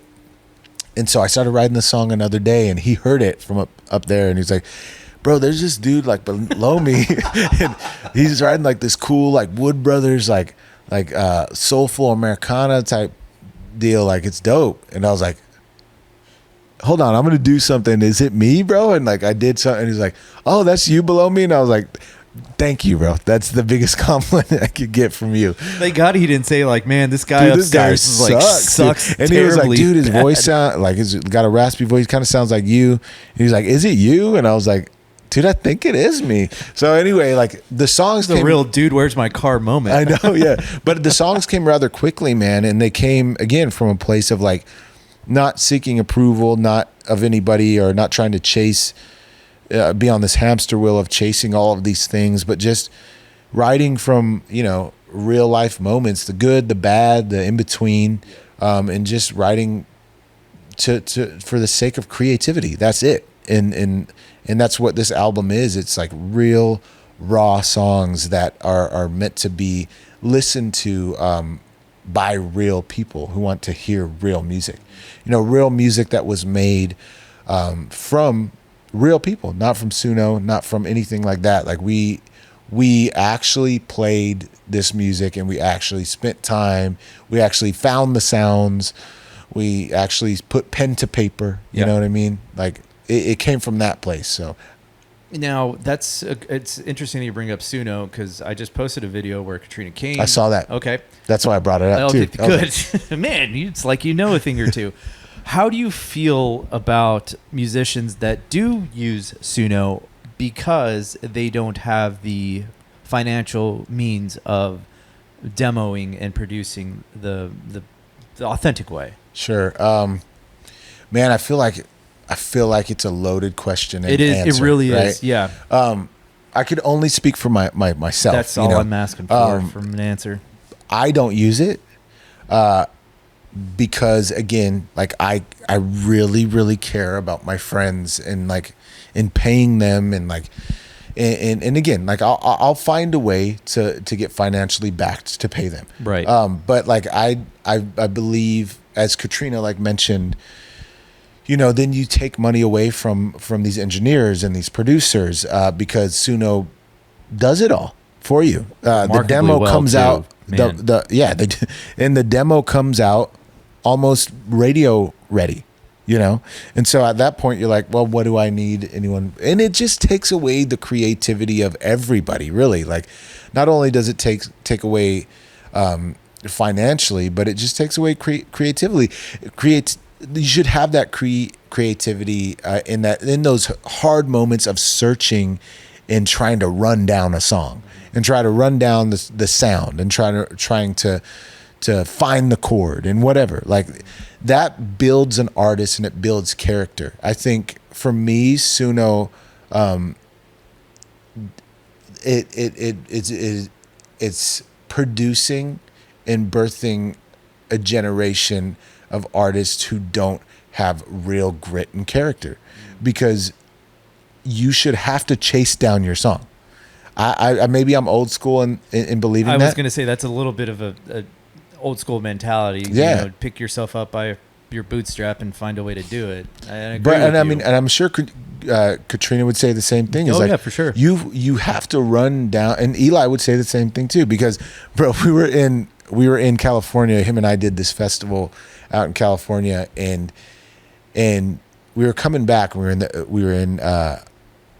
the Uber. I forget. We were on our way back to the hotel, and he was like, bro, this Suno thing's kind of freaking me out. And I'm like, yeah, me too, man. And he was like, let's mess with it real quick. And I was like, all right. So we literally just prompted it to, like, he said, write a song like Joe James about California and it being rainy, and have like a Motown muted drum sound with this instrumentation and blah, blah, blah, blah, blah. Within seconds, you get the song. That's not fair. Like, to me, as like, you know what I mean? Hey, brother, life isn't fair. Yeah, it isn't fair. But I feel like it's like, that's not fair to all these people who spent their life honing their craft, like an Eli, that can literally, like, let him do it. You know what I mean? Yeah. And he's gonna do it. This is my beef with Suno. it produces a song really quickly and it's good. Like, it's like, damn, these songs, you could put them on the radio right now. It lacks the soul of a person. And that's what music is, man. And I know people say music is subjective and art's subjective and everything, but what is it if you don't have an actual person who has lived the life creating the art, right? As opposed to something in a robot that is already who all it's doing is getting things that have already been done and regurgitating them into this thing and then spitting it out. Yeah. Like, those things have already been done. It can't do anything that has not been done yet. And like, as a creative, like, we're pulling, of course, from all of our inspiration, but it's from our lives, and it's from our hardships, and it's from our happiness, and it has a soul that lives within it. For me, what I don't like about Suno is it lacks that, and it also doesn't give people the ability to find their voice and who they actually are. Yeah. You know, like people like Katrina and like Eli and like myself, we've found who we are from that search. Right. You know. I totally agree with you. I don't think there's anything that can combat that. The only thing that I could say is, like, what about that kid who doesn't have the means to write a song, doesn't have the means to, well, I mean, then it kind of goes back to, hey, go work a job, go buy a guitar. Then it comes back to, then you're not maybe you're not ready. Yeah, because that's also a valid point. For me, because for me is like, if you want it, bro, if you want it that bad, go get a job, make the money, go cut lawns, make the money, get the producer, make the song. Yeah. But the fact that you're able to punch in some things and it give you the song in 20 seconds, like, you didn't put in the work and you're not a real artist. Right. You know, because a real artist will be like, dude, I got to figure out how I'm going to make the money to make these songs because they need to be heard. Yeah. You know, and then the art is real and the art is raw and people could feel that. And I think we have, you know, a generation of artists that are like, they're releasing music that is not going to have that personable aspect to it. Right. That the people that we had from all the songs that are timeless that we've listened to. Yep. And the reason they're timeless and the reason they'll live on long after we die is because they were made by real people that lived real life. You know, very true. And you could feel the blood, sweat, and tears in those songs. Yeah, because they were like, I have to make these songs, and I'll do anything to make them. Yeah, you know. I think you're right. I saw this video on social media, which take that with a grain of salt, but they were saying, like, you know, venues aren't, or artists aren't selling out venues now because of it's because of their influence on TikTok. They see a lot of, you know, viewers through the TikTok account, through their Spotify account. But then when it comes to a live show, they're not selling out the venues. The numbers aren't coming in. Whereas one of my favorite comedians, Shane Gillis, sold out. I love Shane Gillis. Yeah, he's awesome. I could go on and on about him. But he sold out the Link. It was a world record. It was a Guinness World Record. Yeah. And it immediately made me think of his podcast where he's talking about all the struggles that he's been through as a comic. He's talking about all the jokes that he's made, all the controversy that's gone into his career.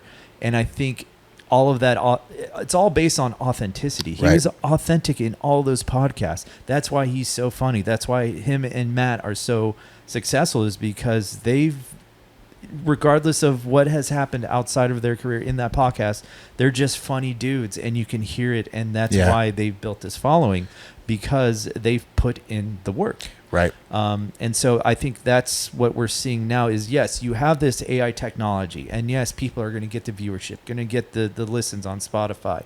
But what I want to see as a fan, I want to see you do it live, because that's the fun part. Because that's the way I know you're authentically good. Like, if I hear Eli like on my phone, I'm like, oh my God, there's no way he does that. But when I go and see him perform live, I'm like, does it. Holy shit, he's really doing that. And that's the trick, I think. I think that's the hardship they're all going to face. Yeah, is exactly. That, and we talked about this too after Suno produced this amazing song. We were like, you know, that's great, and it's also scary that it could do that. However, they're going to be faced with that reality of like, oh, now we got to go perform it. Exactly. Yeah. you know? Yep. And we can perform it. Yeah. Because we've spent years and years and time and effort and money and blood, sweat, and tears, like to hone our crafts. Like, we can do that. No problem. Like, we're like, this is second nature to us. This is what we do. Yep. But for that generation coming up in the Suno generation, like they're going to prompt this song, and it's going to give it to them in 20 seconds. Yeah. And they're going to put it on SoundCloud, Spotify, and Apple Music. And then what?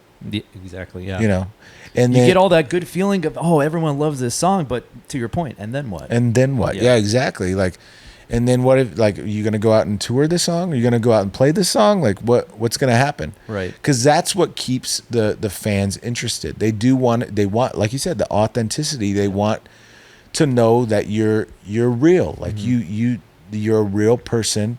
You lived through hardships just like them, and they get to watch you do this miraculous, maybe not miraculous, but like this amazing thing. Yeah. This and perform this amazing art, and they want to see that. They're like, oh, this person that is just a person like me, gets up there and does this thing and inspires people. Maybe I could do it too, you know.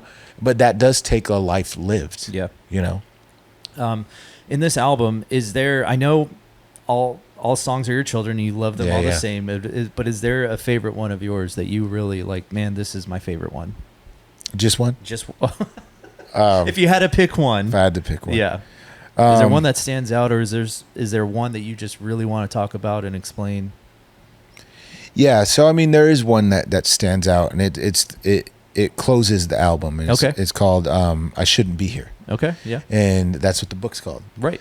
And the book was inspired by the song. And you told the engineer, like, I have so much to say about this song, and then he gave you the idea, hey, you need to write a book. Like, half jokingly, he was like, yeah, why don't you write a book?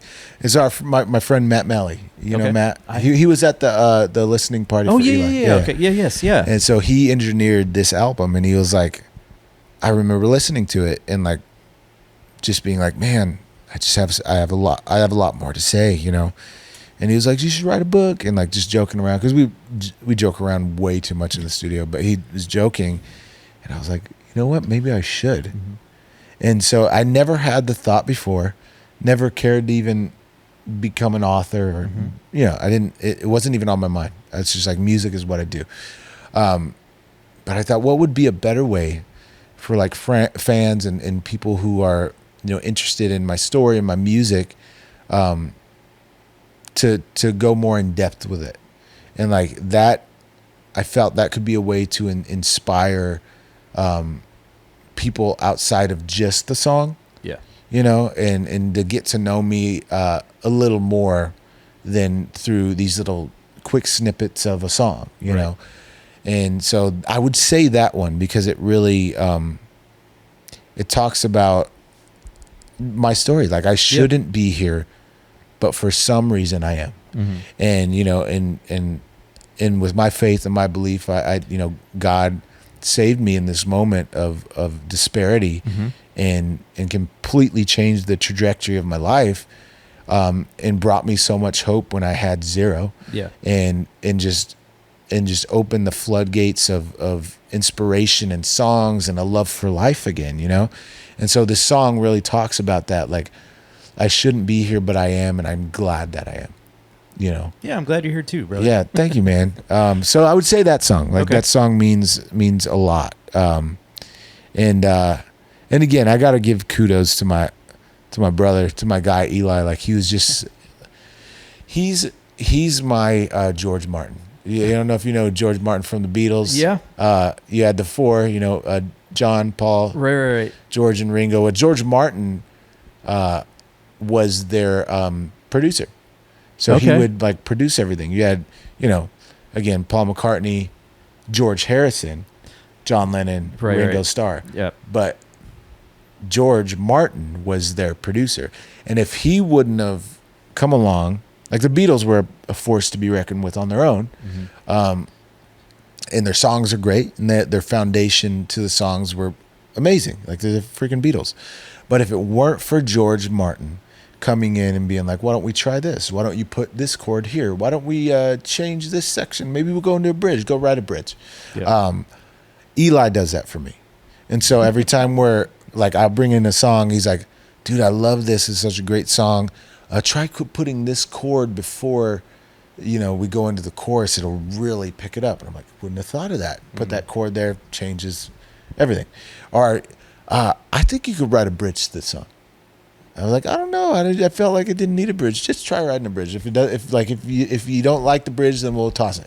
So I'll go write a bridge, and he's like, see, like the bridge. And so that was like he pulls that out of me, and he's done that with my past 2 records. I released a record called Found My Way, and then now Everything and Nothing. But Everything and Nothing was one where like my songs really shine, but also Eli as a producer really shined with sonically in like what he brought musically as well. Like he really shined. I think my being so excited to love music again got him excited too. Yeah. And so I think all of us approaching this was just from a place of like, we're just having so much fun, like writing these songs and coming up and finding and chasing down sounds and like getting these crappy guitars from the 1960s and plugging them into these like crappy amps that have cool tremolo, but they break up a little bit. Yeah. Like we're just being real nerds, dude. Okay. And it was so much fun because like lyrically, like we had a lot of depth, but also sonically has a lot of depth in this album as well. I love that type of information. I'm glad you're mentioning that thing, is because while like I may not be super familiar with your music, but having those ideas in my head, okay, listen to this amp and see if you can hear the crackling of it, see if you can hear the tone and the warmth of it. That can, I think, can change people to just like, oh, it's an okay song, to really becoming a fan of this song. Yeah, sure. That's awesome that you explained that. And also, you got his other half on a song. His better Courtney. Half, yes. His better half. Yeah, Courtney. Yeah, we that was the song. As soon as I heard that voice, I'm like, oh shit, that's Courtney. Yeah, like, it's Courtney. Yeah, dude. and I saw like the videos that you were producing with them too, and I'm like, I never really got to listen to the song, but as soon as I heard her pipe up, I'm like, oh shit, yeah, dude, the song's a vibe, man. That's a summer song that we just released, and people seem to love it, man. It's just one of those, feel good songs, and we were inspired again by Robert Plant and Alison Krauss. And the way that song came about was, I was in the midst of writing, and we were listening to all these albums and just being inspired by music, and Eli was like, dude, let's write a song like Alison Krauss and Robert Plant. And so he started writing the riff to the song, and he sent it to me, and he was like, what do you think of this? I was like, it's cool, man, that's dope. So I started writing a vocal melody and some lyrics to it, and then we brought it to Courtney, and she came up with the third verse and some of the chorus, and then it just became this like cool little sexy vibey song, man. And we were like, oh man, I think we got something. We got some fire. And then I wanted to feature them. I didn't want it to just be a co-write, and thank you, and I'll sing the song myself. I was like, I want you to play guitar on it. Because he played bass on most of it, Okay. And I was like, I want you to do your guitar thing on it. And then I was like, I want Courtney on it too. It should be Joe James featuring Gritty Sunset. Yeah. So we did that. Talk to me about the what ifs of this album. Like, what if, or when do you stop the what ifs? Like, what if we add a tremolo or a solo here? What if we do this here? What if we take the drum and then move it to this place? When does that stop during the process? Good question, because we could really, ruin an album, actually. Like, just what if, or let's add this, let's add more stuff. I don't know. I think it comes down to like just feeling that, like, it's done. Right. Okay. It's a feeling. And also, going into this album was very freeing because we didn't want to overproduce it. Yeah. So it was one of those things like, we don't want to overproduce. This album needs to sound real, raw. Sure. Like, that's what it needs to be. And so having Eli as the producer too, I'll entrust him with a lot of that. Because I'll beat myself over the head with being like, oh, I need to add another vocal. Like, Right. I got to do the vocal again. But like to have him there and I trust him, that I'll be like, what did you think of the vocal? Because I could do it 5 million times. Yeah. But he's like, that one was it. Or he'll tell me, do it one more time or whatever. So I kind of trust him with all that. Okay. But you have a feeling of like, I need to, this is it. Yeah. Like, this is it. I need to step away. I can't overthink it anymore, or I'll just overthink it into the ground, So again, it comes down to that. Like you're like, yeah, this is ready. Okay. All right. Yeah. Well, we are well over an hour. Oh, shoot. Yeah, which is good. I always set it for an hour, so that way it lets me know that, hey, we just hit an hour. Sweet. But one last question I have. Anything else you want to talk about? No, man. Okay. I'm just thankful to be here. Well, I'm thankful you DM'd me, which, by the way, I don't get a lot of DMs about wanting to be on my podcast, and when I do, I'm always like, like I've never met you before. Then I saw who you were, pals with, Eli, and I'm like, oh, well, Eli doesn't carry just anybody as a friend. Yeah. So I'm like, okay, well, now I feel a little bit better. Yeah, about man, it. because I saw, and I don't reach out to, I'm not reaching out to everybody, Yeah, but I no, saw your content. And I'm like, dude, you just have like, I love, again, this is what this whole album and everything is about. And like my whole, like who I am this is what it is. Like I'm just real, and you just have real conversations, man. Like I love that. And that's what I wanted to bring, because there's a lot of bullshit out there, especially on social media, and I want to be a part of that, and I want to help educate musicians from veteran musicians who have gone through the struggles and experience. But this is a very kind of hard-hitting, heavy question about religion. We're in 2026. There's a lot of bad stuff happening all over the world. Yeah. How do you keep God in your life when all the terrible things are, going on?